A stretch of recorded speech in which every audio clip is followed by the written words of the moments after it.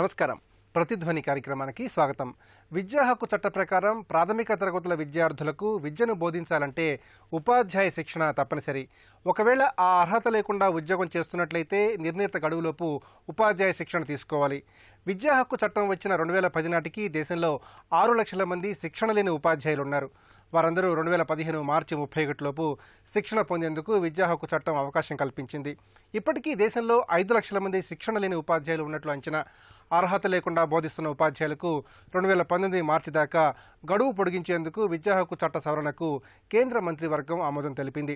ఈ నేపథ్యంలో ప్రాథమిక విద్యా బోధన శిక్షణా ప్రమాణాలపై ప్రతిధ్వని చర్చను చేపట్టింది. ఈ చర్చలో పాల్గొంటున్న ప్రముఖులు వాసిరెడ్డి అమర్నాథ్ గారు, విద్యావేత్త, సామాజిక అంశాల విశ్లేషకులు ఎన్ నారాయణ గారు, విద్యారంగ విశ్లేషకులు బి సునీత గారు, ప్రథమ్ ఇన్ఛార్జ్ అసర్ నివేదిక అధ్యయనకర్త సిహెచ్ మురళీమోహన్ గారు, సాధన స్వచ్ఛంద సంస్థ నిర్వాహకులు, విద్యా హక్కు చట్టం ఫోరం రాష్ట్ర కన్వీనర్.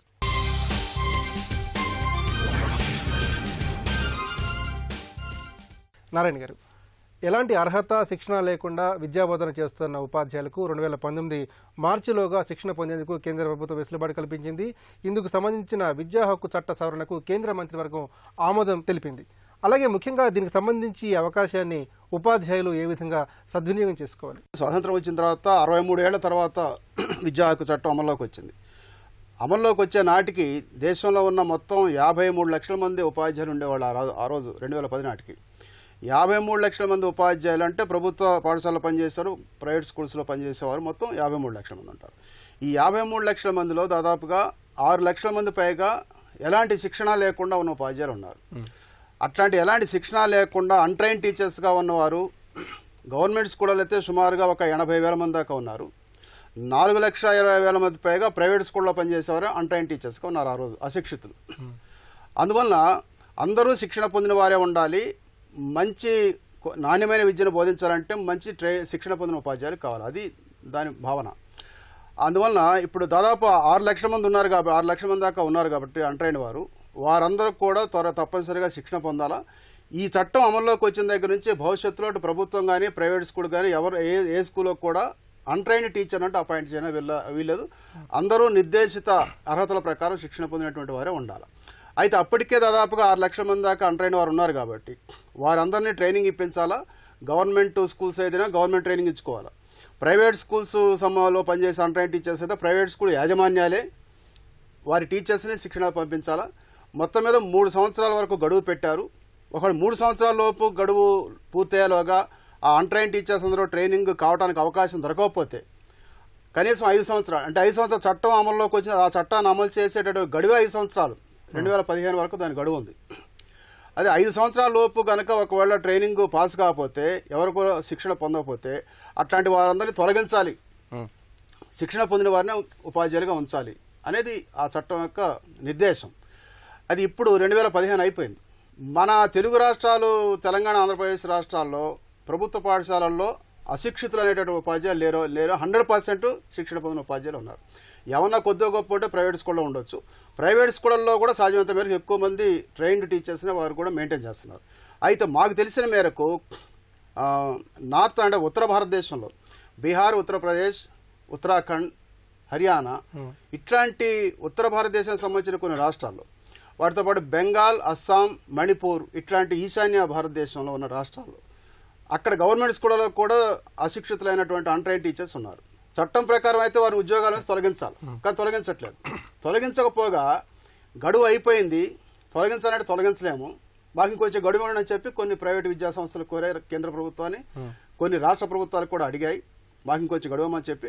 ఆ నేపథ్యంలోనే ఆ అయిపోయినటువంటి గడువు ఏదైతే మార్చి 31 అయిపోయిందో ఇప్పుడు ఆ గడువును పెంచి మళ్ళీ 2014 ఇంకో 4 సంవత్సరాలు ఎక్స్టెండ్ చేశారు. అమర్నాథ్ గారు, విద్యా హక్కు చట్టం ప్రకారం ప్రైవేటు పాఠశాలలో 25% మేర బడుగు బలహీన వర్గాలకు చెందిన పిల్లలకు ప్రవేశాలు కల్పించాలి. అట్లాగే శిక్షణ పొందిన ఉపాధ్యాయులు మాత్రమే ప్రైవేట్ శాలల్లో ఉపాధ్యాయులుగా నియమించుకోవాలి. మరి ఈ కీలకమైన నిబంధనలు ప్రైవేటు పాఠశాలలు ఎంతవరకు పాటిస్తున్నాయంటారు? భారతదేశంలో పుట్టిన ప్రతి బిడ్డకి నాణ్యమైన విద్య అందించాలనే లక్ష్యంతో ఈ యొక్క విద్యా హక్కు చట్టం చేశారు. కేవలం ప్రభుత్వ పాఠశాలల్లోనే విద్యార్థులందరికీ విద్య అందించే అవకాశం తక్కువ గనక ప్రైవేటు పాఠశాలలను కూడా దీంట్లో భాగస్వాములు చేశారు. ఈ సీట్లు ఉచితంగా ఇవ్వమన్నారు. ఉచితంగా అంటే ఈ భారం ఫీజు కడుతున్న మిగతా తల్లిదండ్రుల పైన వేయమని చెప్పలేదు. 25% సీట్లు ఒక ప్రైవేట్ పాఠశాల బడుగు బలహీన వర్గాలకు ఇస్తే అందుకయ్యే ఖర్చుని రాష్ట్ర ప్రభుత్వం నిర్ణయించి రీయింబర్స్ చేయాలి. ఆ ఎంపిక కూడా ఏ ప్రాతిపదికన, ఉదాహరణకి 5 కిలోమీటర్ల లోపు ఉన్నవాళ్ళు, వాళ్ళు ఎవరు పావర్టీ లైన్ బిలో ఉన్నారు, వాళ్ళ కాస్ట్ సర్టిఫికేట్ ఇవన్నీ చూసి ఎంపిక చేయాల్సింది కూడా ప్రభుత్వ అధికారి. అలాంటి చట్టం ఉభయ తెలుగు రాష్ట్రాల్లో రాలేదు. ఇక్కడ వాళ్ళ ప్రభుత్వాల లాజిక్ ఏముందంటే, ప్రభుత్వ పాఠశాలల్లోనే మేము నాణ్యమైన విద్య అందించగలుగుతున్నాం, ప్రభుత్వ పాఠశాలల్లో విద్య అందించలేనప్పుడు అప్పుడు ప్రైవేటు వైపు చూస్తాం, కాబట్టి ప్రభుత్వాల నుంచి స్పష్టమైన ఆదేశం లేకుండా ప్రైవేటు విద్యా సంస్థలు ముందుకెళ్లే అవకాశం లేదు, కాబట్టి అది అమలు కావడం లేదండి. ఇక రెండో విషయానికి వస్తే, ట్రైన్డ్ అన్ట్రైన్డ్ టీచర్స్ తప్పనిసరిగా ట్రైన్ టీచర్స్ని తీసుకోవాలి. ప్రైవేట్ పాఠశాలలు వాళ్ళ సంఖ్య పెరుగుతున్నాయి. కాకపోతే ఒక అంశం అండి, చట్టాలతో సమాజం మారిపోయేట్టుగా ఉంటే ఎన్ని చట్టాలను చేసి వదిలేయచ్చండి. ఇవాళ ఇది డిఫెండ్ చేసుకోవడం కోసం చెప్పట్లేదు. ఇవాళ బీఎడ్ టీటీసీ కళాశాల నాణ్యత ఎంతో తెలుసు. కాబట్టి ప్రైవేట్ పాఠశాల బాధ్యత కలిగిన యాజమాన్యం ఏం చూస్తుందంటే, ఈ టీచర్గా ఎంపిక చేయబడుతున్న వ్యక్తి పాఠాన్ని బాగా చెబుతున్నాడా లేదా. టీచింగ్ స్కిల్స్ వేరండి. టీచర్కి పాఠం ఎలా చెప్తాడో చూడాలి కానీ డెమో కండక్ట్ చేయాలి. అలా కాకుండా ఆబ్జెక్టివ్ తరహాలో ఈ పుస్తకం ఎవరు రాశారో ఆ పుస్తకం ఎవరు రాశారని ఎడ్యుకేషన్ సైకాలజీ పరిజ్ఞానం ఉండొచ్చేమో కానీ దాని పాఠ్యపుస్తకంలో క్లాస్ రూమ్లో ఎంతవరకు అమలు చేస్తున్నాడు అనేది చూడాలండి. అంటే దీని అర్థం బీఎడ్ లేకుండా రిక్రూట్ చేసుకోమని నేను చెప్పట్లేదు. బీఎడ్ ఉండాలి, తగిన క్వాలిఫికేషన్స్ ఉండాలి, దానికంటే మించి సరిగ్గా పాఠాన్ని, పిల్లల యొక్క మనస్తత్వాన్ని అర్థం చేసుకుని సరైన మెథడాలజీ ప్రకారం బీఎడ్లో చదివింది, టీటీసీలో చదివింది కేవలం మార్కుల కోసం, ఎగ్జామ్ కోసం కాకుండా నిజ జీవితంలో దాన్ని అనుసరిస్తున్న వాళ్ళనే టీచర్లుగా తీసుకోవాలి. వృత్తి ప్రవృత్తి టీచర్ అయినప్పుడే వాళ్ళు రాణించగలుగుతారు. నార్వే లాంటి దేశాల్లో టీచర్ వృత్తి అంటే ఎంత గౌరవప్రదమైంది. మనకు కూడా ఒకప్పుడు పరిస్థితి ఎలా ఉండేది. ఇప్పుడు రకరకాల కారణాల వల్ల, ముఖ్యంగా ఇవాళ సోకాళ్ళు ప్రపంచీకరణ, సోకాళ్ళు దీనివల్ల ఇలా జరుగుతుంది. Training compulsory. ట్రైనింగ్ ఉన్నా కానీ చెప్పడం సామర్థ్యం ఉందా లేదా చూడొచ్చు. ఆ సెలక్షన్ అందుకోసం పెట్టాక, కానీ ట్రైనింగ్ అనేది తప్పనిసరిగా ఉండాలి, ప్రాథమికంగా ఉండాలి. సునీత గారు, విద్యార్థుల నాణ్యతా ప్రమాణాలకు సంబంధించి ప్రథమ్ అనేక సార్లు సర్వే చేసింది, దానికి సంబంధించి నివేదికలు కూడా రూపొందించింది.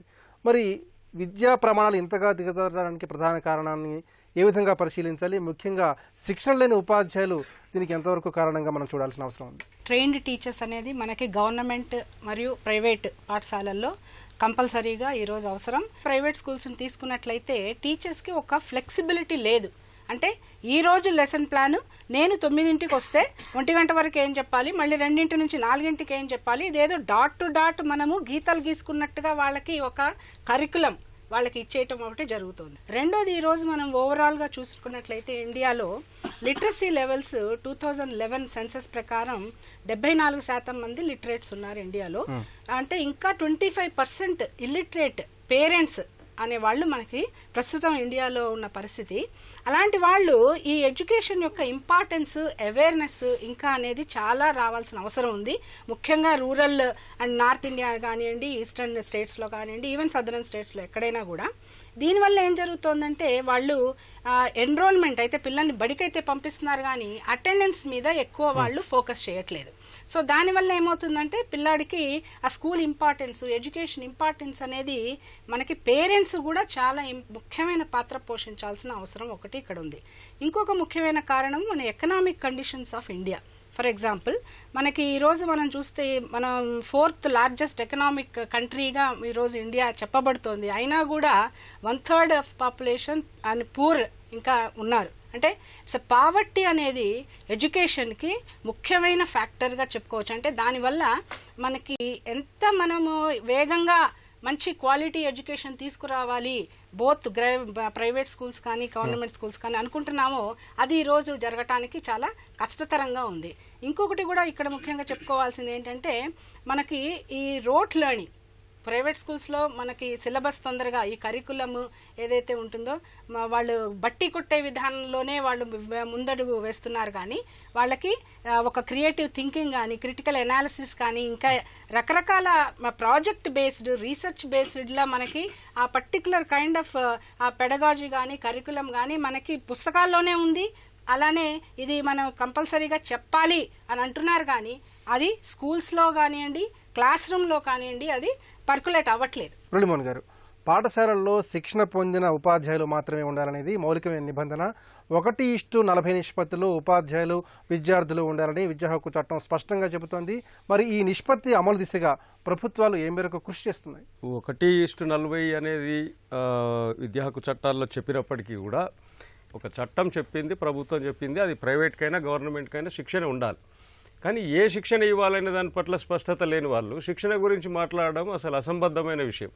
ఎందుకంటే శిక్షణ దేని మీద ఇవ్వాలి, ఎక్కడ ఇవ్వాలి, ఎందుకు ఇవ్వాలి అనేటువంటి విషయాలను ఎక్కడ చెప్పకుండా ఇప్పుడు శిక్షణ ఉన్న వాళ్ళు ఉండాలి అనే దానికి చట్టపరంగా పోతే ఉండాలి, శిక్షణ ఉంటేనే ఉపాధ్యాయుడు బోధించాలనేది ఉంది. కానీ శిక్షణ అనేది ఎంత అవుట్డేటెడ్ అయిపోయింది. ఈరోజు బీఈడి ఎక్కడ ఉన్నది, టెట్ ఎక్కడ ఉన్నది, తర్వాత ఇవాళ పిల్లవాడి యొక్క నాలెడ్జ్ ఎంత ఉంది, 20 ఏళ్ల కిందటికి ఇప్పటికి వచ్చినటువంటి మార్పులు ఏమిటి, వీటికి రిఫ్రెషన్ కోర్సులు అనే దాని మీద మాట్లాడాలి. ఒకటి, అనేక రకాలమైనటువంటి పిల్లలు వస్తున్నారు ఇక్కడ, అసమానమైన పిల్లలు వీళ్ళంతా వస్తారు స్కూల్కి. వచ్చినప్పుడు ఈ పిల్లల్ని ఎట్లా ఎంగేజ్ చేయాలి, ఎట్లా లర్నింగ్ లెవెల్స్ పెంచాలి, ఏ రకమైనటువంటి బోధనా పద్ధతులు మార్చాలి, జాతీయంగా అంతర్జాతీయంగా విద్యారంగంలో ఎలాంటి మార్పులు వస్తున్నాయి, ఏ ఏ దేశాలు ఎట్లా అనుసరిస్తున్నాయి, ఆ లర్నింగ్ లెవెల్స్ అనేది ముఖ్యం. పిల్లలు బడికి రావడం అనేది ముఖ్యం కాదు, మనం బోధించడం అనేది కూడా ముఖ్యం కాదు. ఏం బోధించడం అంటే నువ్వేం బోధించాలనేది స్పష్టంగా నీకు తెలిసి ఉండాలి. ఫస్ట్ పిల్లవాడికి ఏం రావాలనేది, అది వచ్చినప్పుడు శిక్షణ గురించి మనం మాట్లాడుకోవడం వల్ల ఉపయోగం ఉంటుంది. అది కాకుండా దేశవ్యాప్తంగా ఉన్నటువంటి టీచర్లలో నువ్వు ట్రైనింగ్ ఇవ్వాలని అనుకుంటే ప్రైవేట్లో టీచర్లకు ట్రైనింగ్ లేదు అనుకుందాం, లేకపోతే దానికి బాధ్యత ప్రైవేట్ రంగం వహిస్తుందా, ప్రభుత్వం వహిస్తుందా? నీ కంట్రోల్లో ఆ స్కూల్ నడుస్తున్నప్పుడు మీ ఎస్సీఆర్టీలు, ఎన్సీఆర్టీలు, డైట్లు, డిఆర్యూలు మీరందరూ ట్రైనింగ్ ఇవ్వాల్సిన బాధ్యత మీది. ఇవ్వకపోతే వాళ్ళు తీసుకోకపోతే శిక్షించాక కూడా మీకుంది. కానీ మీకంత శక్తి ఉందా? ఇవాళ ఉన్న ఇన్స్టిట్యూషన్స్కి ఆ శక్తి ఉందా? ఒక్కొక్క డైట్లో 2-3 ఎక్కువ అంటే 7 మంది పనిచేస్తున్నారు ఒక డిస్ట్రిక్ట్ ట్రైనింగ్ ఇన్స్టిట్యూషన్లో. మరి ఇన్ని లక్షల మంది టీచర్లకు, ఉపాధ్యాయులకు ట్రైనింగ్ ఎవరు ఇవ్వాలి? అనుకున్నాము 15 వరకు లక్ష్యం పెట్టుకున్నాము, లక్ష్యం నెరవేరలేదు. 19కి అసలు నెరవేరదు. మా రైట్ టు ఎడ్యుకేషన్ ఫోరం జాతీయ సర్వే ప్రకారం ఈ ట్రైనింగ్ అనేది సాధ్యం కాని పని. ఈ శిక్షణ ఇవ్వకపోవడం వల్లనే మొత్తం ప్రభుత్వ బడులు విఫలమైపోయి ప్రైవేట్ బడులు పెరుగుతున్నాయి అనేటువంటిది కరెక్ట్ కాదు. అట్లనే పేద పిల్లలందరూ గవర్నమెంట్లో ఉన్నారు, డబ్బున్న వాళ్ళంతా ప్రైవేట్లో ఉన్నారు అనేది కూడా తప్పు. నారాయణ గారు, దేశ భవిష్యత్ అనేది తరగతి గదుల్లోనే రూపుదిద్దుకుంటుందనేది అందరూ అంగీకరించేటువంటి విషయం. ముఖ్యంగా ప్రాథమిక విద్య అనేది పిల్లల యొక్క వికసన దశకు ఆరంభమవుతుంది. మరి ఈ పరిస్థితుల్లో ప్రస్తుత పోటీ ప్రపంచానికి తగ్గట్టుగా ప్రాథమిక విద్యను ఏ విధంగా మార్పులు చేయాల్సిన అవసరం ఉంది? ప్రాథమిక విద్య బాగుంటే అన్ని విధాలా బాగుంటుంది, మన సమాజం బాగుండే అవకాశం ఉంది. సో ఇప్పుడు ఏమి బాగోలేదు, ఏం బాగు చేయాలి, అది కదా కావాల్సింది. బాగోలేదని చెప్పేదానికి అనేక కారణాలు ఉన్నాయి. ఒకటి, ప్రాథమిక విద్య అంటే మన దేశంలో విద్యా హక్కు చట్టం ప్రకారం 6 సంవత్సరాల వయసు నిండిన పిల్లల్నే బడిలో చేర్చుకుంటున్నారు. ఇది పెద్ద లోపం. మానవాభివృద్ధి సూచికలకు సంబంధించిన లెక్కలు వేసినప్పుడు కూడా నిపుణులు కూడా చెప్పిన మాట ఏమంటే 3, 4, 5 సంవత్సరాల వయసు అనేది ఎదుగుదలకి అత్యంత విలువైనటువంటి వయసు. 6 ఏళ్ల కంటే ముందే పిల్లలు 3, 4, 5 సంవత్సరాలు చాలా వేగంగా ఎదుగుతారు. అందువల్ల ఆ ఎదిగే వయసును వృధా చేసి 6 ఏళ్ల దాకా నువ్వు వాళ్ళు బడికి రానివ్వకపోతే వాళ్ళు చదువుకునే వయసు అంతా కూడా వృధా అయిపోయింది కదా. అందువల్ల ఈ సమస్య పరిష్కారం కావాలంటే మన రాష్ట్రంలో, మన దేశంలో అన్ని ప్రభుత్వ పాఠశాలలో కూడా 3 సంవత్సరాలు నిండిన పిల్లలందరినీ బడిలో చేర్చుకోవాలి. అది ప్రధానం. రెండోది, మన దేశంలో పేద పిల్లలు ఎక్కువ మంది ఉన్నారు. మీకు ఉదయం బడికి రాగానే పిల్లలకి మధ్యాహ్నం వరకు ఖాళీ కడుపుతో ఉంచకుండా, అర్ధాకలతో ఉంచకుండా ఉదయం పూట బ్రేక్ఫాస్ట్ పెట్టవచ్చు కదా. ఈరోజు అమెరికాలో ఉన్న పెద్ద పెద్ద సిటీస్లో కూడా ఈ బ్రేక్ఫాస్ట్ సిస్టమ్ ఉంది. కాబట్టి బ్రేక్ఫాస్ట్ కావాలా, మధ్యాహ్న భోజనం సక్రమంగా ఉండాలా, అలాగే పిల్లల్ని 3 సంవత్సరాల వయసు నుంచే బడిలో చేర్చుకోవాలా, ఎల్కేజీ యూకేజీ క్లాసులు నిర్వహించాలా, 6 ఏళ్ల వయసు నుంచి 1వ తరగతిలోకి చేర్చుకోవాలా. దాంతోపాటు మీడియం ఆఫ్ ఇన్స్ట్రక్షన్, ఇవాళ ప్రపంచం మొత్తం, దేశం మొత్తం ఇంగ్లీష్ మీడియం కావాలని చెప్పి కోరుకునే దాంట్లో ఉంది. అభివృద్ధి చెందిన దేశాలు వసుదైక కుటుంబం ప్రపంచం మొత్తం మీద తిరగాలంటే కూడా ఉద్యోగ అవకాశాలు మన దగ్గర దొరకట్లేదు. ఎక్కడికైనా పోయి ఉద్యోగం చేసుకొని బతకాలా, ఇంగ్లీష్ మీడియం కావాలా. కాబట్టి ఇంగ్లీష్ మీడియం డిమాండ్ ఏదైతే ఉందో అది ప్రభుత్వ పాఠశాల ఇంగ్లీష్ మీడియం డిమాండ్ నెరవేర్చట్లేదు ప్రభుత్వాలు. ఇవాళ ప్రైవేట్ స్కూల్లో పేరెంట్స్ కోరిక కూడా కావాలని చెప్పి అది ప్రైవేట్ స్కూల్లో తీర్చగలుగుతున్నారు, ప్రైవేట్ స్కూళ్ళలో అందరికీ చేర్చలేకపోతున్నారు. కాబట్టి ఎల్కేజీ, యూకేజీ, నర్సరీ స్కూళ్ళు, తర్వాత ఈ బ్రేక్ఫాస్ట్, తర్వాత ఈ ఇంగ్లీష్ మీడియం, ఇట్లాంటి వసతులు అదనంగా కొన్ని సపోర్టింగ్ మెజర్మెంట్స్ తీసుకుంటే తప్పనిసరిగా మన ప్రాథమిక విద్య బలోపేతం అయ్యే అవకాశం ఉంటుంది, మన పునాది పెరిగే అవకాశం ఉంటుంది. అమర్నాథ్ గారు, ఉన్నత విద్యకు ఈ ప్రాథమిక విద్య ఏ విధంగా బలమైన పునాది అందించాలి, ముఖ్యంగా ఎలాంటి అంశాలపై ఈ విషయంలో దృష్టి సారించాలి? విద్య అంటే బట్టి చదువుల ద్వారా వచ్చే మార్కులు ర్యాంకులు కాదు. విద్యార్థిలో ప్రాథమిక, ఆ మాటకొస్తే పూర్వ ప్రాథమిక దశ నుంచి కూడా అంచెల వారీగా పరిశీలన, శ్రవణ, పఠన, మాట్లాడడం, రాయడం, అవగాహన చేసుకోవడం, విశ్లేషించడం, నేర్చుకున్న దాన్ని అనుప్రయుక్తం అంటే నిజ జీవితంలో ఎదురయ్యే సమస్యలకు అనుసంధానం చేయడం, వీటన్నింటికీ మించి ఆత్మవిశ్వాసం, కృషి, పట్టుదల, క్రీడా స్ఫూర్తి, ఇలాంటి జీవన నైపుణ్యాలు ఇవన్నీ కూడా విద్యలో భాగం కావాలండి. ఇదేదో కొత్తగా ఇప్పుడు వస్తున్నది కాదు, ఎప్పటి నుంచో గురుకులాల్లో ఉన్నది.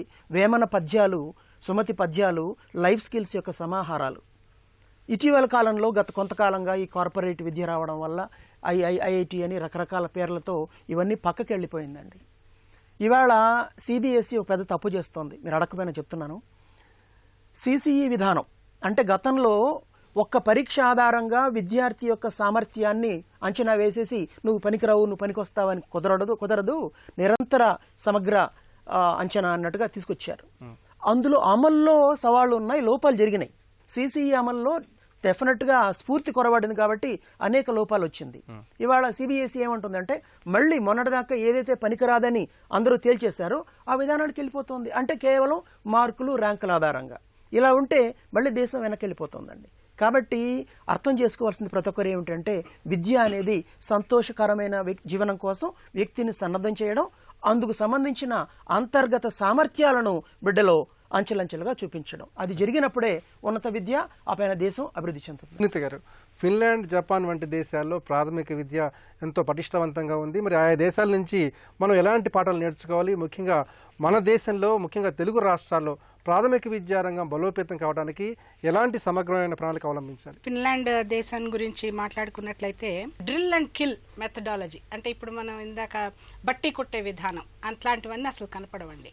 వాళ్ళకి ఆ విశ్లేషణ కానివ్వండి, ప్రాబ్లమ్ సాల్వింగ్ స్కిల్స్ కానివ్వండి, కాంప్రహెన్షన్, ఇట్లాంటివన్నీ కూడా వాళ్ళకి ప్రైమరీ ఎడ్యుకేషన్ ఆర్ మేబీ పూర్వ ప్రాథమిక విద్య నుంచే వాళ్ళు మొదలు పెడతారు.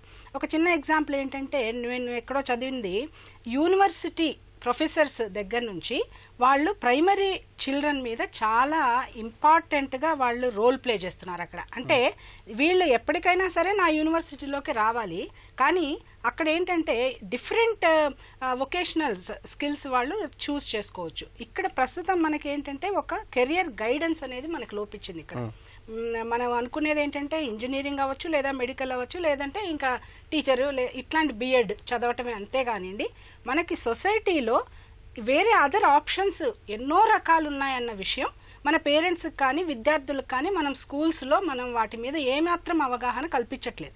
కానీ వేరే దేశాల్లో చూసినట్లయితే అది మన చిన్నప్పటి నుంచే వాళ్ళ యొక్క ఇంట్రెస్ట్ దేని మీద ఉంటుంది అనే దాన్ని వాళ్ళు ముఖ్యంగా దాన్ని ప్రమోట్ చేసి వాళ్ళు ఆ లైన్లోకి వెళ్ళేటట్టు వాళ్ళకి గైడెన్స్ ఇస్తున్నారు. ఇప్పుడు జపాన్ లాంటి చోట్ల ఏంటంటే అకాడమిక్ కరికులంతో పాటు వాళ్ళకి సోషల్ కరికులం అని ఉంటుంది. అంటే ముఖ్యంగా వాళ్ళ రూమ్స్ వాళ్ళే క్లాస్ రూమ్స్ క్లీన్ చేసుకోవటం, లేదంటే వాళ్ళు మొత్తం అన్ని చెప్పులు అవన్నీ కూడా నీట్గా అమర్చుకోవటం. అసలు ఒక 5 years వచ్చే వరకు గుడ్ హ్యాబిట్స్ మీదే వాళ్ళ యొక్క ఫోకస్ ఉంటుంది. అట్లానే లంచ్ వాళ్ళకి టీచర్స్కి వాళ్లే సర్వ్ చేయటం, ఇట్లాంటి చిన్న చిన్న విషయాల వల్ల ఏమవుతుందంటే ఆ ఓనర్షిప్, ఈ రెస్పాన్సిబిలిటీ ఆఫ్ మై స్కూల్, ఇట్లాంటివన్నీ వస్తాయి. కానీ అట్లాంటివి మనము ఏదో ఒక కరికులం లాగా ఇక్కడ మనం తీసుకురావాలి అనేది నా ఉద్దేశం కాదు. అది ఓవరాల్గా సొసైటీలోనే మార్పు రావాలి. పేరెంట్స్ యొక్క పార్టిసిపేషన్ చాలా అవసరము. అట్లానే టీచర్ అండ్ పేరెంట్ లింకేజెస్ అనేది చాలా పటిష్టంగా ఉండాలి. ఏదైనా సరే టీచింగ్ అనేది గోల్ ఓరియంటెడ్గా ఉండాలి. మురళీమోహన్ గారు, ప్రైవేటు పాఠశాలలకు దీటుగా ప్రభుత్వ పాఠశాలను రూపుదిద్దుకోవాలంటే ఎలాంటి అంశాలపై దృష్టి పెట్టాలి? ముఖ్యంగా ప్రాథమిక విద్యారంగం బలోపేతం కావడానికి ఏ అంశాలని గమనంలోకి తీసుకోవాలి? ఈ పేదలు అన్ని రకాలుగా అడ్జస్ట్ అయ్యి బతుకుతున్నట్టుగానే విద్యా విషయంలో కూడా అడ్జస్ట్ అవుతున్నారు. కుటుంబ వ్యవస్థలో అడ్జస్ట్ అయ్యి తమకు వచ్చిన ఇన్కమ్ లోపల తమ పిల్లలకు ఇన్వెస్ట్ చేయాలి. వీళ్ళే రేపు మమ్మల్ని పోషిస్తారు కాబట్టి వాళ్ళు ప్రైవేట్లో చదువుకున్నా ప్రభుత్వంలో చదువుకున్నా కొంత డబ్బు ఇన్వెస్ట్ చేయాలనేటువంటి ఒక డిమాండ్ మాత్రం క్రియేట్ అయింది. ఇలా దేశవ్యాప్తంగా ఆ డిమాండ్ రావడం వల్లనే ఇలా మెజారిటీ పిల్లలు బడిగిపోతున్నారు. అది ప్రైవేట్ కావచ్చు, గవర్నమెంట్ కావచ్చు. ఇవాళ ఉన్నటువంటి లెక్కల ప్రకారము 50-50 ఉన్నారు పిల్లలు. 50% గవర్నమెంట్లో ఉంటే 50% ప్రైవేట్లో ఉన్నారు. ఇప్పుడు ఉన్న సిచ్యువేషన్లో ప్రభుత్వాలు కొఠారి కమిషన్ నుంచి ఇప్పటిదాకా వచ్చినటువంటి సూచనలు తీసుకోకపోవడం వల్ల ఈ పరిస్థితి ఏర్పడింది. ఈ పరిస్థితి ఇట్లాగనే కొనసాగితే అందులో బడ్జెట్ల గురించి చెప్పారు, ఉపాధ్యాయుల గురించి చెప్పారు, కామన్ స్కూల్ సిస్టమ్ గురించి చెప్పారు, మీరు ఏది కూడా పట్టించుకోలేదు. మీరు ఆ విద్యను అట్లా వదిలేశారు. కాబట్టి ఆ శూన్యాన్ని ప్రైవేట్ వాళ్ళు వచ్చేసి భర్తీ చేశారు. ప్రైవేట్ వాళ్ళు వచ్చినప్పుడు కూడా ప్రైవేట్లో వచ్చినటువంటి వాళ్ళు కొంత విద్యా లక్ష్యాల మీద స్ఫూర్తి ఉన్నటువంటి వాళ్ళు మొదట ఇందులో దిగారు. దిగి కొన్ని ఇన్స్టిట్యూషన్స్ పెట్టుకొని చిన్న చిన్నవి మంచిగా చదువు చెప్పిన సందర్భాలు చాలా ఉన్నాయి. మంచి పేరున్న సంస్థలు కూడా ఉన్నాయి. దాని తర్వాత ఏమైందంటే ప్రైవేట్ రంగంలో కూడా ఒక వ్యాపారీకరణ, రాజకీయ నాయకులు, పెట్టుబడిదారులు జమ అయిపోయి విద్యని ఎట్లా వ్యాపారం చేయొచ్చు అనేటువంటిది ఇంజెక్ట్ చేశారు. ఆ ప్రైవేట్ రంగంలో కూడా చిత్తశుద్ధితో పనిచేస్తున్న రంగం కూడా ఇవాళ కలుషితం అయిపోయింది. కలుషితం కావడం వల్ల దాంట్లో ఉన్న నాయకులు ఇవాళ మంత్రులు, ఎమ్మెల్యేలు, ఎంపీలు అయిపోయి మొత్తం పార్లమెంట్, అసెంబ్లీలను శాసించే స్థితికి వచ్చిన తర్వాత వీళ్ళు ప్రభుత్వ లక్ష్యాలని, ప్రభుత్వ స్కూళ్ళని బాగు చేస్తారని నేను అనుకోవడం లేదు. అయినప్పుడు ప్రభుత్వం ఏం చేయాలనంటే ప్రైవేట్ రంగం అనేది ఏదో దాన్ని తీసేయాలి, అదొక దుర్మార్గం అయింది అనేటువంటి దాన్ని మాట్లాడే బదులు మీ దాంట్లోకి తెచ్చుకోండి, మీ చట్రంలోకి తీసుకురండి, తీసుకొచ్చి కొన్ని నిబంధనలు పెట్టండి, కొంత కంట్రోల్ పెట్టండి, దీనికి కావాల్సిన బడ్జెట్ని కేటాయించండి. ప్రైవేటివి కూడా సహకరించేటివే తప్ప అవి మన శత్రువులు కాదు. ప్రభుత్వ బడిని రక్షించుకుందాం అనేటువంటి స్పృహలో మన విద్యావేత్తలు మనం ఒక పొలిటికల్ విల్ తీసుకొని బడ్జెట్లను కేటాయించి కృషి చేస్తే ప్రభుత్వ బడులలోకి పిల్లలు వస్తారు, మంచి చదువు నేర్చుకుంటారు. ప్రాథమిక విద్య ఎంత బలంగా ఉంటే విద్యార్థుల భవిత అంత ఘనంగా ఉంటుంది. అందుకు శిక్షణ పొందిన ఉపాధ్యాయులు అత్యవసరం. నాణ్యమైన ప్రాథమిక విద్యతోనే విద్యార్థుల్లో సృజన, వికాసం, నైపుణ్యం సాధ్యమని నిపుణులు అభిప్రాయపడుతున్నారు. ఇది నేటి ప్రతిధ్వని. నమస్కారం.